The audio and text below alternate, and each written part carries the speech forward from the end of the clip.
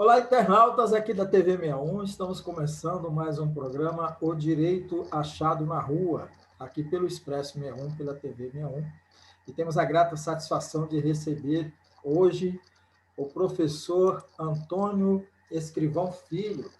Ele é doutor em Direito pela Universidade de Brasília, pesquisador visitante da Universidade da Califórnia, em Los Angeles, Estados Unidos, e professor dos cursos de Direito e Relações Internacionais do Instituto de Ensino Superior de Brasília, o IESB.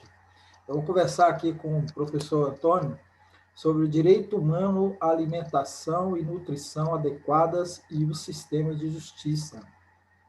O tema é também de um livro publicado em parceria com o Direito Achado na Rua e a FIAM, que é uma organização internacional, com sede aqui no Brasil também, é a Organização pelo Direito Humano à Alimentação e à Nutrição Adequadas. O livro, a gente vai colocar aqui na descrição desse vídeo, para quem tiver interesse em saber mais sobre o livro, está aqui.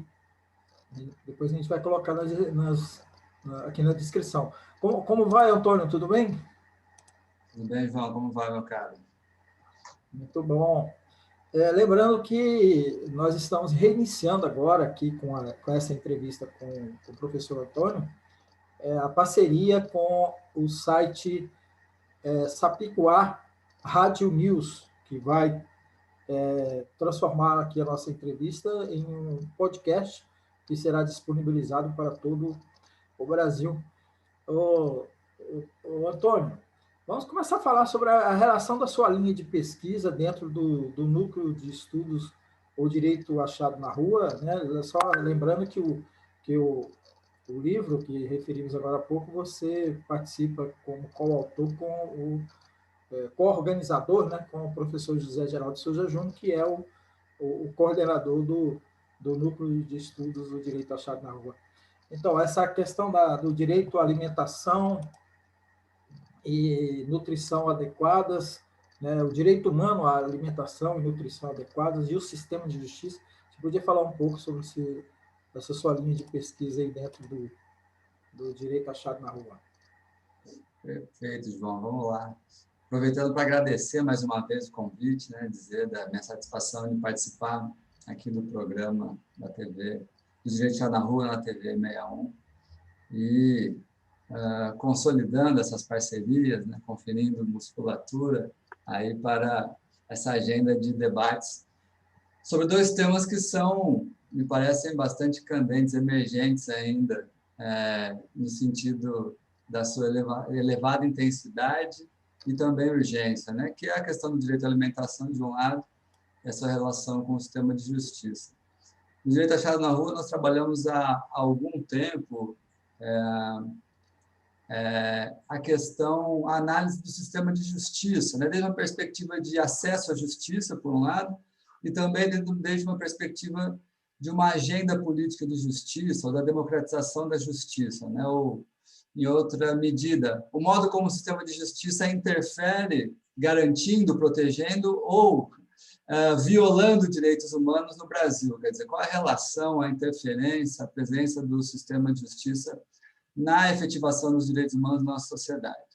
Por outro lado, a gente trabalha essa perspectiva de acesso à justiça e da expansão do protagonismo judicial em relação aos direitos humanos a partir daquele elemento que caracteriza, que traz o referencial teórico do direito achado na rua, que é a relação entre o direito e os movimentos sociais. Podemos dizer que o elemento que caracteriza, define, distingue o direito achado na rua como uma escola que é um conjunto de pensamentos e pensadoras e pensadores, o que caracteriza o direito achado na rua como conceito e como prática, como praxis, portanto, de extensão, de atuação junto a movimentos sociais e sindicatos, é o estudo, a análise da relação entre o direito e os movimentos sociais, aqui aplicado, então, ao sistema de justiça. No âmbito desse debate, que surge a ideia do direito, também o fenômeno, a emergência desse direito que, inclusive, ganhou relevância. Talvez seja o direito de primeira relevância histórica, porque é o direito à alimentação e à vida se a vida pressupõe alguma coisa, a vida humana, a vida animal, a vida na Terra pressupõe a alimentação, né? As formas de alimentação. Mas tratando de uma sociedade como a nossa, nós estamos diante já do paradigma historicamente construído da ideia do direito humano a uma alimentação e nutrição adequadas. A ideia do livro que nós organizamos, me permita aqui, João, é um belíssimo livro, inclusive, temos na versão impressa e também na versão virtual, que o João disse que vai disponibilizar para vocês. A ideia do livro foi justamente, então, estabelecer a interface dessa análise. Como está o estado da arte do direito humano à alimentação e à nutrição adequadas no Brasil, e como o sistema de justiça aparece nessa história. O sistema de justiça aparece para garantir o direito à alimentação, o sistema de justiça aparece para proteger com situações, casos, decisões judiciais, ou ele aparece, portanto, em situações que efetivam o direito à alimentação, ou em sentido contrário. A gente percebe que quando o sistema de justiça entra nessa história, ele acaba proporcionando a repetição de uma violação do direito à alimentação. Esse é o interesse do livro, um livro que ficou bastante interessante, poderia assim dizer, a partir, né, dessa agenda, que é uma agenda prioritária, característica da FIAM, essa Organização Internacional para o Direito Humano à Alimentação e Nutrição Adequada. E a FIAM, então, procurou o direito achado na rua também, em diálogo, estabelecemos um diálogo com a FIAM para avançar essa análise. Qual é a agenda judicial no Brasil para o direito à alimentação, como o sistema de justiça se posiciona em relação a esses temas,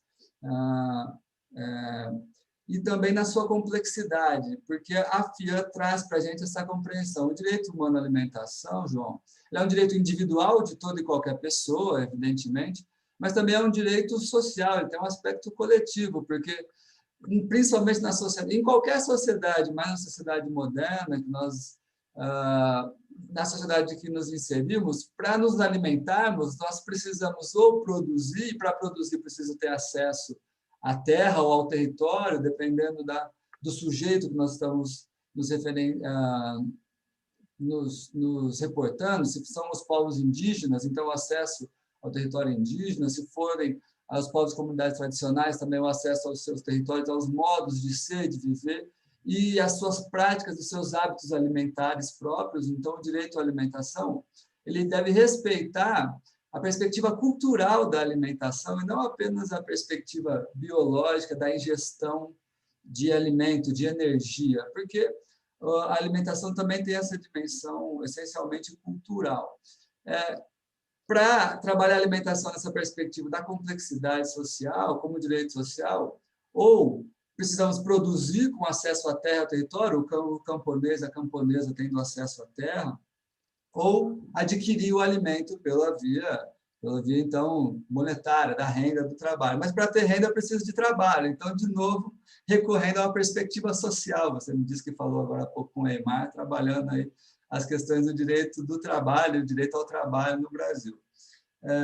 Então, denota para a gente essa agenda com um caráter individual, toda e qualquer pessoa precisa de alimentação adequada e com níveis nutricionais adequados e culturalmente associada ao seu modo de vida, ao passo em que a alimentação ela só é garantida em uma sociedade plenamente democrática, que plenamente respeite também o meio ambiente, porque de pouco importa uma intensificação em escala de produtos hoje da agropecuária, da agroindústria, do agronegócio, um pouco sem sustentabilidade, que não garante também alimentação adequada para outras gerações, para futuras gerações, um modelo produtivo que pouco se importa também com a degradação do meio ambiente, a poluição do solo e da água, o desmatamento. Então, isso também não parece estar inserido em um conceito de direito à alimentação adequado, porque também esse modo de produzir acaba por violar também uma perspectiva de soberania alimentar que deve estar associada ao direito à alimentação. A ideia de soberania alimentar do país, garantindo política pública de alimentação saudável, nutricionalmente adequada para toda a sua população, e também uma ideia de soberania alimentar de toda e qualquer pessoa ter condições de projetar a sua vida com alimentação saudável, sabendo que vai se alimentar todos os dias, 3 vezes ao dia, o que, infelizmente, talvez possamos dizer que seja um privilégio no mundo de hoje, João. Dados de organismos internacionais indicam que hoje, no mundo, cerca de 2 bilhões de pessoas não têm garantido aí o seu direito à soberania alimentar. E algo em torno de 820 milhões de pessoas, são dados que trazemos no livro, passam fome no mundo. Algo impressionante, porque sabemos que o problema não é de produção de alimentos, mas sim do modo como esses alimentos são produzidos em diferentes países e sociedades. Como todo esse debate chega até o sistema de justiça, ou o que o sistema de justiça faz quando esses fenômenos chegam até ele, é o que nós buscamos trabalhar nesse livro. Primeiro, com análises de intelectuais, de estudiosos e estudiosas no Brasil e no mundo sobre essa temática. Então, temos uma seção de contextos, textos analíticos, digamos assim. Primeiro, um texto inédito do professor Boaventura de Souza Santos sobre o sistema de justiça no Brasil, da ascensão à decadência do sistema de justiça no Brasil. O título do artigo dele é muito interessante, ele anuncia algumas tendências. Por exemplo, esse texto foi proferido numa palestra que ele proferiu aqui em outubro de 2019. E na palestra aqui agora, o texto, ele dizia: o sistema de justiça no Brasil, ele só pode encontrar o seu referencial de legitimidade, novamente, só pode encontrar um referencial de concertação, no sentido do concerto institucional, se responsabilizar o juiz Sérgio Moro pelas suas atitudes. Ele dizia isso em outubro de 2019, está dizendo no texto. Àquela altura, parecia inimaginável que isso fosse acontecer, João. Eu estava presente na palestra dele e pareceu algo um tanto absurdo. Sérgio Moro, em outubro de 2019, era ministro da Justiça, ainda não tinha desencadeado as disputas com o próprio presidente Jair Bolsonaro. Então, parecia ainda que ele ainda vivia aquela áurea do herói, né? Claro, da elite brasileira. Foi aquela palestra que ele deu lá no INB, como atividades para a comemoração dos 30 anos. Exatamente, João, exatamente. Lembro dessa frase dele aí em relação ao Moro. Olha aí, perfeito. Inaugurou os marcos da nossa celebração dos 30 anos do direito achado na rua, né? Que daí, em dezembro, realizamos o seminário em comemoração aos 30 anos do direito achado na rua e fizemos uma oficina também com um conjunto de autoras e autores do livro ali. Mas foi interessante, né, João? Eu tenho certeza que naquela altura da palestra do Boaventura, você deve ter sentido um sentimento talvez parecido com o meu. Eu penso assim, mas inimaginável pensar que o Brasil vai condenar, responsabilizar o Moro por alguma coisa. 1 ano e meio depois, nós vemos o STF declarando que o Moro foi imparcial e era suspeito, quer dizer, condenou o Moro na sua jurisdição, dizendo que você não tinha condições de julgar o ex-presidente Lula. Então, é como se o Boaventura antecipasse ali uma capacidade de leitura das tendências do movimento da realidade impressionante, né? E é interessante porque isso foi captado pelo livro, naquela altura, uma palestra de 2019, mas que chega e está presente no texto hoje. O livro ele é inaugurado com um prefácio do professor Carlos Marés, uma grande figura também, que também trabalha de modo muito interessante a temática do direito à alimentação como o direito pressuposto do direito à vida. Depois tem um artigo do professor Boaventura sobre o sistema de justiça, um artigo interessantíssimo da Valéria Buriti, que é a secretária-geral da FIAM aqui no Brasil, que trabalha justamente o conceito, o que a FIAM compreende, o que nós, então, podemos ou devemos compreender pelo direito à alimentação e nutrição adequada. Então, vai trazer esse conceito do processo alimentar, que estabelece todo o quadro da complexidade da cadeia alimentar, como isso, então, relaciona o direito à alimentação como algo individual e algo social, que eu rabisquei aqui rapidamente para a gente entender um pouco esse processo. Seguido de outro texto da professora Raquel Fajardo, que é peruana, uma incidência muito forte com povos indígenas junto à Corte Interamericana. E um texto meu do professor Zé Geraldo com a Renata Vieira, do coletivo Direito Achado na Rua, relacionando direito à alimentação e sistema de justiça no Brasil. Aí abrimos a segunda sessão. A segunda sessão são os textos justamente que trabalham essa ideia dos enunciados jurídicos, quer dizer, como o sistema judicial deve encarar o direito à alimentação em casos concretos. Essa é a ideia dos enunciados, né? Como teses jurídicas para as decisões, para os pareceres ministeriais.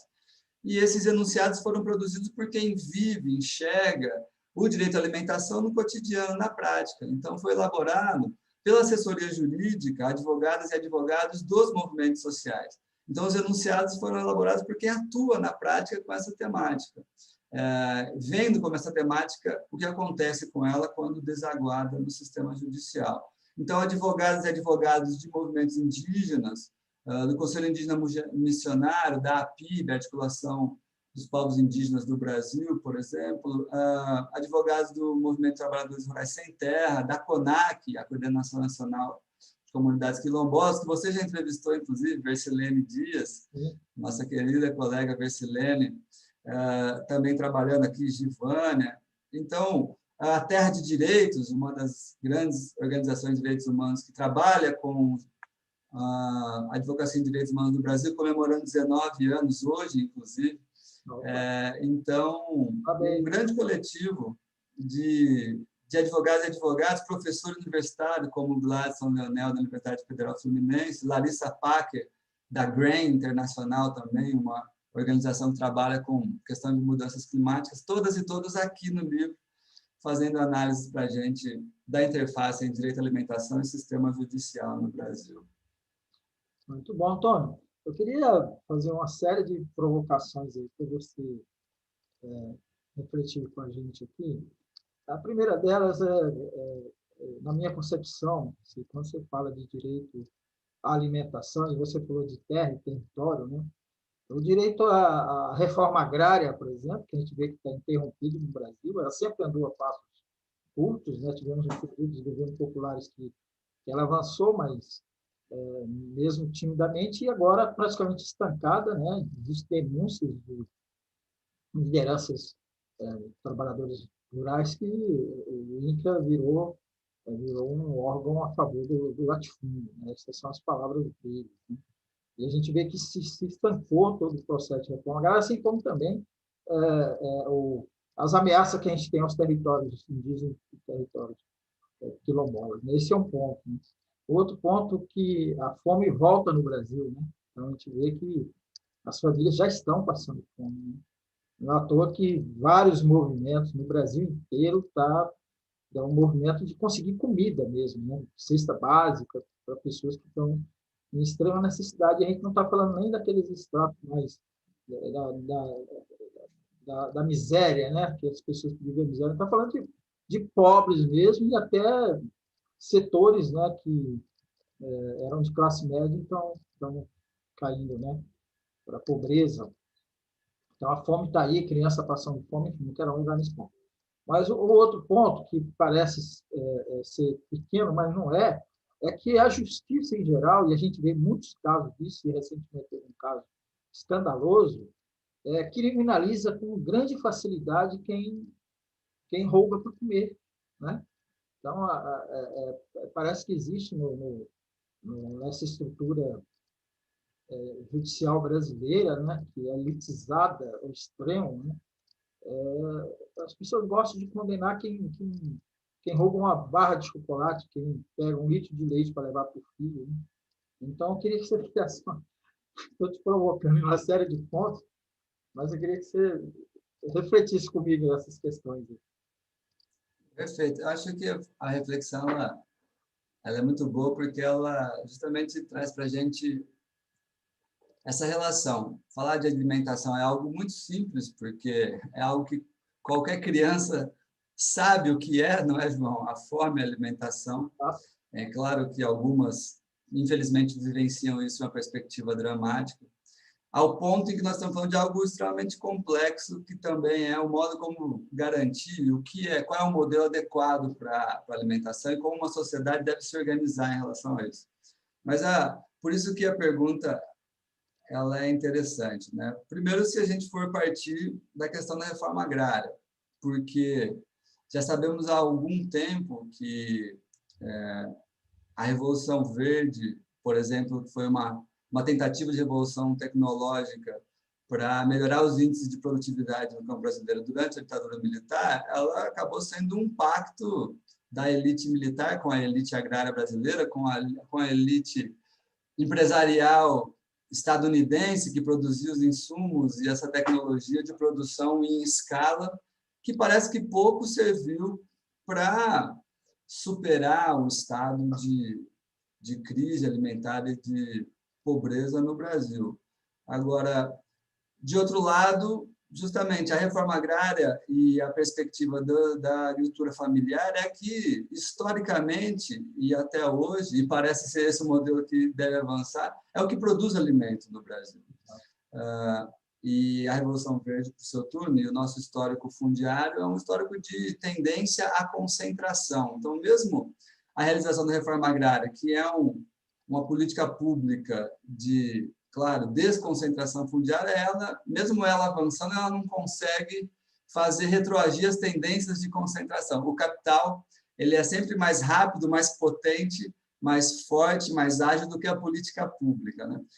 Isso quando havia política pública, né, João? Você está me dizendo aqui que hoje, infelizmente, o cenário é de simplesmente desmonte das estruturas fundiárias, de regularização fundiária, de implementação da reforma agrária, desmonte das estruturas da política indigenista, por exemplo. Uma das grandes ameaças hoje da agenda do desgoverno, aí, que está no poder hoje do governo aqui do Estado, é a agenda de revogação, por exemplo, do decreto do Brasil que ratifica a Convenção 69 da OIT. É aquela convenção que fala que para qualquer atuação estatal ou legislativa que tenha impacto em comunidades, povos indígenas, comunidades tradicionais, a convenção diz que esses povos, as comunidades devem ser consultadas.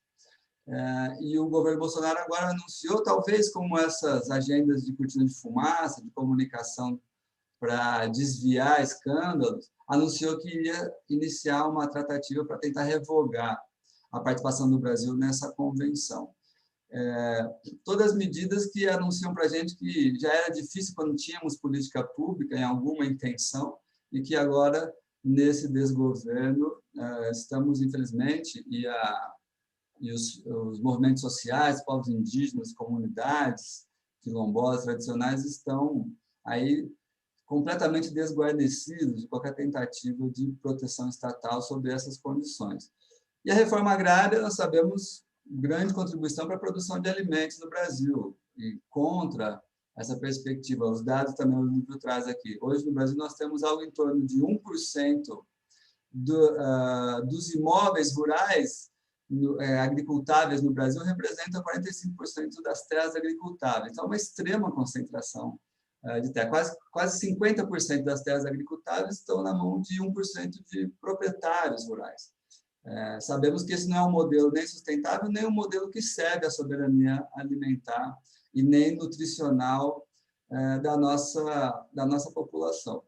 Então, essa perspectiva de compreender que o direito à alimentação está diretamente associado a uma política fundiária é fundamental. E entender também que quando um governo opta por desmantelar uma política fundiária, opta por dizer não vou titular terra indígena de território quilombola, portanto, ele está optando pela morte. Por quê? Porque ele está optando por modelos de não alimentação e sabemos que o resultado da não alimentação, da ausência de alimentação, é um resultado de morte. De outro lado, você pergunta e provoca sobre o sistema judicial, falando sobre, por exemplo, essa ideia que foi até desenvolvida a duras penas do crime famélico, né? Quer dizer, quando alguém furta um ingrediente para se alimentar de baixíssimo valor econômico, como o judiciário se posiciona. A duras penas encontrou um posicionamento de não punir, pelo menos com a reclusão, com a restrição de liberdade.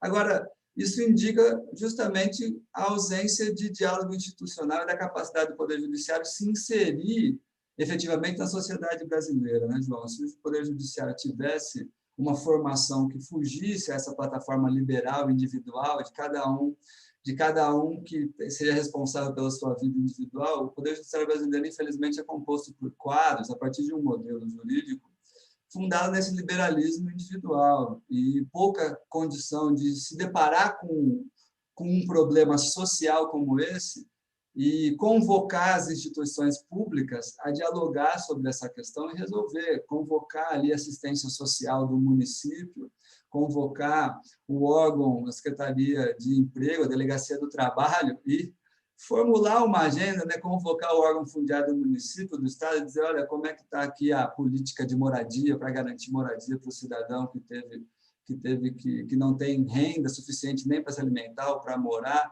ou não tem acesso ao trabalho.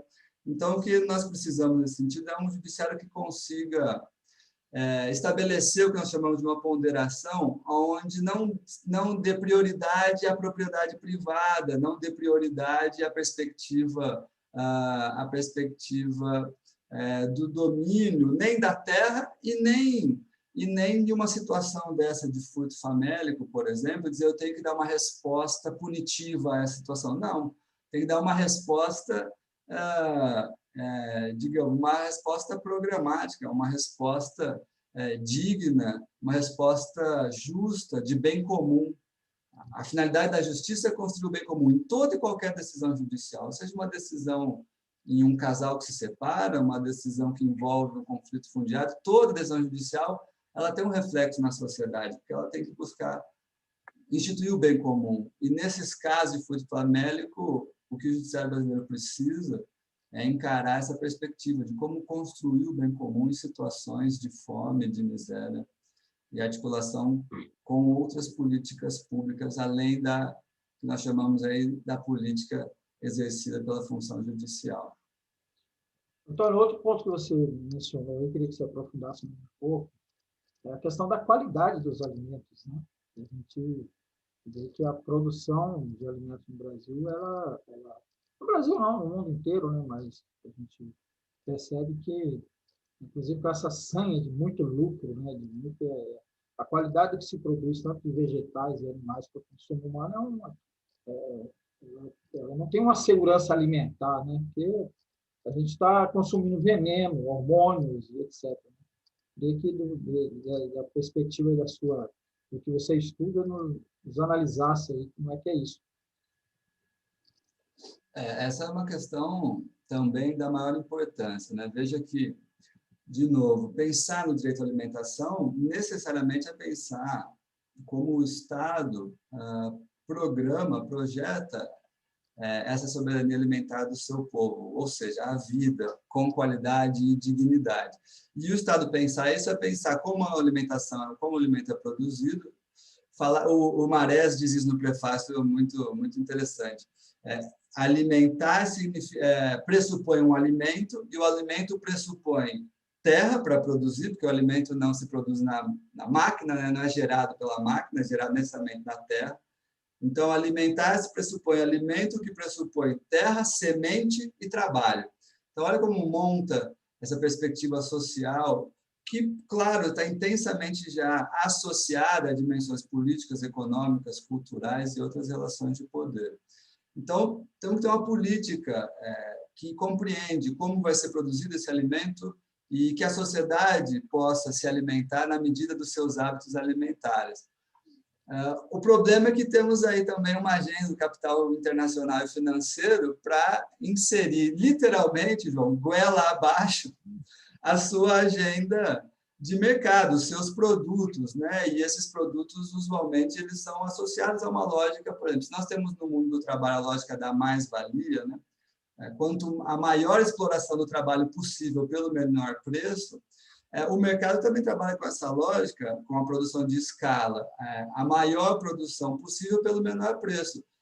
Agora, como nós temos que pensar o que isso acontece quando chegamos no mercado da alimentação, né? Produzir o maior número de produtos possível pelo menor preço, provavelmente pela menor qualidade nutricional possível. E esse é um modelo alimentar e nutricional que vem sendo trazido também para a sociedade brasileira, infelizmente, na medida desses fluxos, dessas tendências da globalização, que também nos impõe uma globalização alimentar. Olha que coisa dramática. Interessante se não fosse dramática, né?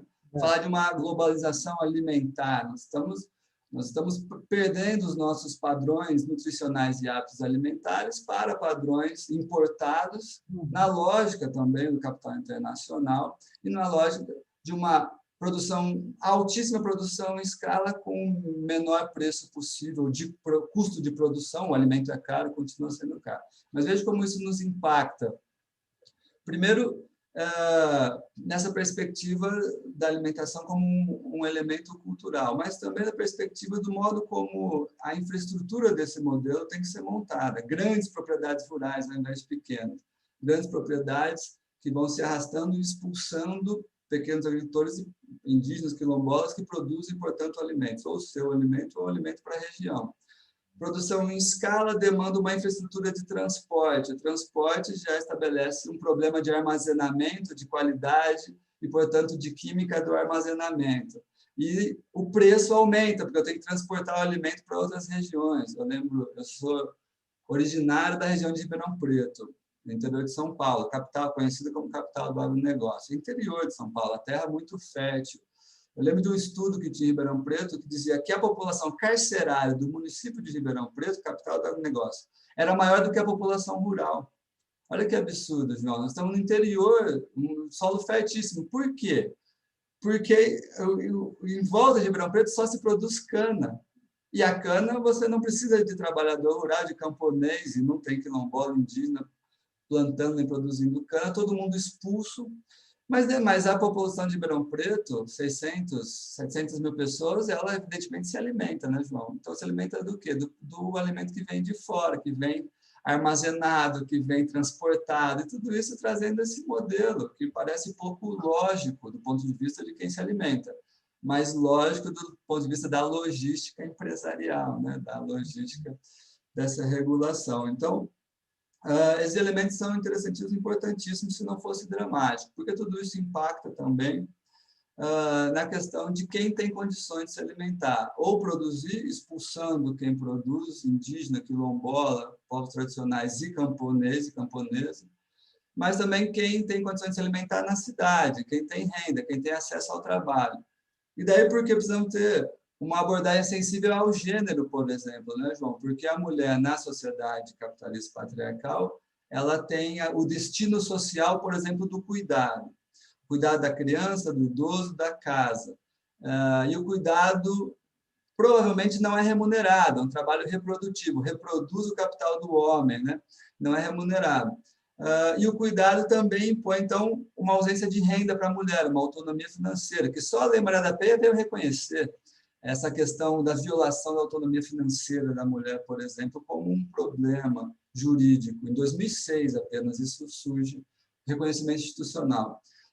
Então, a mulher não tem renda, tem problema também alimentar, ao passo em que a mulher também tem o destino do cuidado, então ela sempre tem que dividir a sua renda e o seu alimento com outras pessoas, o que o homem na sociedade brasileira, por exemplo, não encampa majoritariamente a responsabilidade. Então, olha como até uma abordagem sensível ao gênero para pensar essas questões parece ser reivindicada aqui. Vulnerabilidades sociais também se apresentam. A questão racial, por exemplo, o preconceito e a discriminação, que dificulta o acesso a postos de trabalho, portanto, a renda para se alimentar. População LGBT, QI+, também preconceito e discriminação, dificulta o acesso à educação, ao trabalho digno e, portanto, a uma renda apta a produzir uma vida digna e alimento. Então, questões que se interseccionam, como aí a teoria da interseccionalidade vem apresentando para a gente esses dilemas.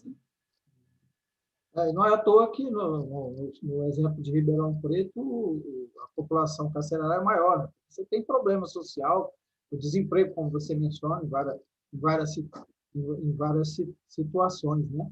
Agora, outro ponto aí da má qualidade, né, é a proliferação do tal do fast food, né, que você tem também na esteira disso a precarização de alguns setores de trabalhadores, né, o pessoal chamado uberizado. Né? Então, assim, eu tô chegando à conclusão aqui, Antônio, diante de tudo que você mencionou, que a alimentação não é uma coisa, não é um direito apenas básico para qualquer ser humano, na lógica de que A gente não vive, não sobrevive se não tiver comida, mas também está interrelacionado, como você já mencionou, com vários aspectos aí da nossa vida social em geral, né?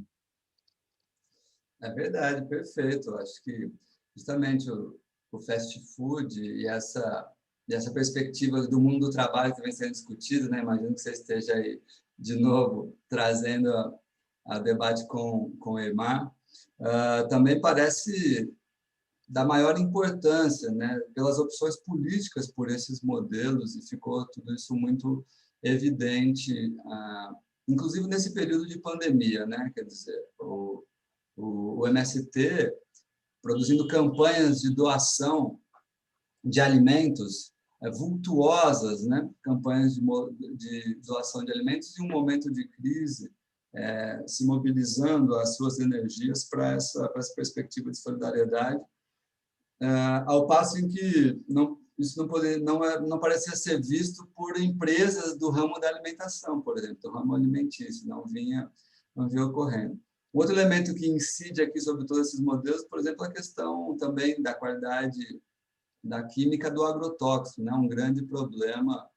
O Brasil hoje, a Nayara, né, uma advogada aqui, uma grande colega da Terra de Direitos, trabalhando um texto com a Eduardo aqui no livro, traz um dado, por exemplo, o Brasil hoje, João, um dado alarmante, o Brasil hoje é o maior consumidor de agrotóxico do mundo.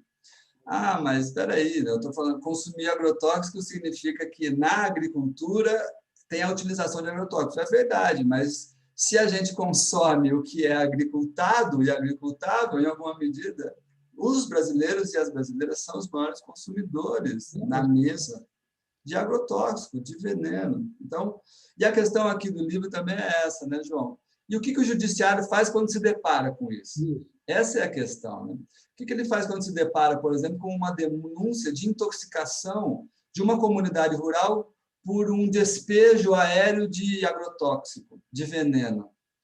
O judiciário diz, olha, isso é um absurdo, vamos trabalhar isso como um dano ambiental e um dano social para essas pessoas e ao meio ambiente, e trabalhar essa perspectiva de que a comunidade rural tem pouca chance de comprovar quimicamente a contaminação do agrotóxico. Então, a comunidade fazendo denúncia, quem tem que comprovar é a empresa aérea, que tem o agrotóxico lá, que tem condição de fazer o exame laboratorial. Quer dizer, tem que inverter o ônus da prova. Infelizmente, o judiciário parece não, por exemplo, encarar isso. A Nayara tem um texto dizendo, olha, aqui no livro, em caso de contaminação por agrotóxico, tem que ter a inversão do ônus da prova. Quem tem o dever de provar que não contaminou é a empresa acusada, e não a comunidade que já sofreu o dano da contaminação, por exemplo, chega diante do sistema de justiça, fala, olha, tal data, há 15, 20 dias, um mês, porque também a comunidade não tem condições rápidas de se mobilizar para acessar o judiciário, recebemos um despejo de agrotóxico nas nossas casas, na nossa escola, como aconteceu aqui em Goiás há alguns anos, Rio Verde de Goiás há alguns anos. O judiciário, o que ele faz, João? Diz o seguinte, prove. Não, a comunidade não tem que provar, quem tem que provar é a empresa que ela não fez isso, inverteu o ônus dessa prova pelos princípios de dano ambiental, o princípio da precaução, o princípio da prevenção. Tem um detalhe, Antônio, em relação a esse despejo de agrotóxicos, eu fiz até uma reportagem sobre isso, fiz uma matéria sobre isso lá em uma cidade no norte de Mato Grosso, que vinha recebendo esses despejos a partir daí uma série de denúncias começou a surgir de ocorrência do mesmo tipo em outras comunidades, né? Essa foi uma comunidade de pequenos agricultores, né, agricultura familiar, mas também comunidades quilombolas indígenas. E isso está sendo considerado por alguns críticos que é uma ação terrorista do agronegócio para, inclusive, afugentar essas comunidades, né? Para fazer com que essas comunidades elas fujam disso, principalmente as comunidades que não têm muito recurso para denunciar, como é o caso que você falou. Então, o agronegócio tem utilizado, né, o latifúndio tem utilizado muito isso, né?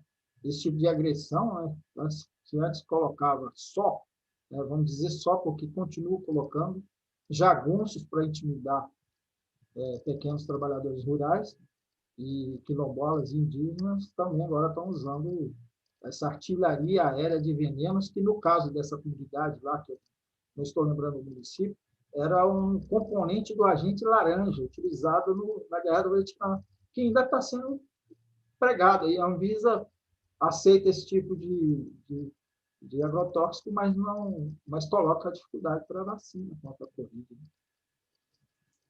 É impressionante a gente se deparar com isso no século XXI, né? Pensar, os agrotóxicos, eles decorrem de armas de guerra, né? De armas químicas, né? Temos um pouco já essa compreensão de que toda essa tecnologia da agroindústria, do agronegócio, ela tem essa genética militar, inclusive. Agora, pensar que isso está sendo reutilizado hoje em um modelo de conflito social, né? É algo impressionante. Agora, pensar que o sistema de justiça não enfrenta isso a partir da ótica dos direitos fundamentais violados é algo mais emblemático ainda, né?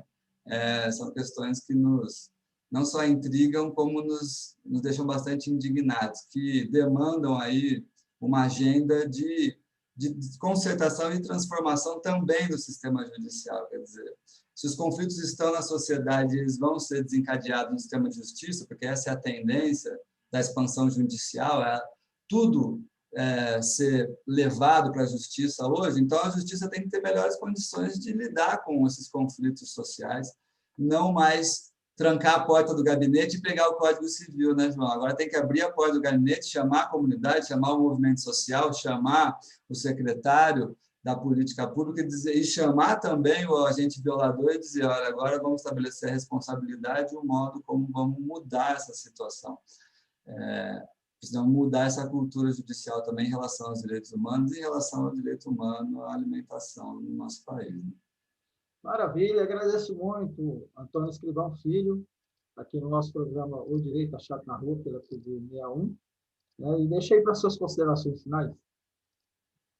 Meu caro, acho que eu vou continuar aqui, primeiro agradecendo o convite e convocar todas e todos para baixar o livro, fazer uma leitura, é um livro muito interessante, bastante plural, como eu disse, desde intelectuais especializados até advogados e advogados que também são especializados e trabalham no tema, uma ampla gama de entidades e movimentos sociais participando do livro. Também estamos produzindo, João, um podcast sobre o livro, então também vamos, em alguma medida, aqui fazer essa convergência de mídias com a TV 61 também, um podcast trazendo episódios. Aí, perfeito, muito obrigado, meu caro. Cada 10 episódios tratando também dos temas aqui do livro. E seguimos em contato, agradecer, só fazer a menção aqui a todos os organizadores, o professor José Geraldo Souza Júnior, a Valéria Buriti, secretária-geral da FIAM, e a Roberta Manajás, que era assessora à época também da FIAM, uma grande colega nossa de Direito na Rua, doutora também pela UNB. E seguimos aqui, meu caro, em contato, preocupados, mas também buscando aí, nesses debates, a nossa mobilização, construindo perspectivas de transformação e análise também para a nossa sociedade, para a política pública, mas também para o nosso sistema de justiça. Bom, muito obrigado pelo convite. Maravilha, eu que agradeço. Antônio Escrivão Filho. Vou deixar aqui a descrição na descrição desse nosso vídeo e também lá na edição que a gente vai fazer no site Expresso 61, o link para quem quiser baixar o livro. Um abraço para vocês que nos acompanhou aí. Mais uma vez, obrigado, Antônio. Valeu, meu caro. Um grande abraço. Valeu.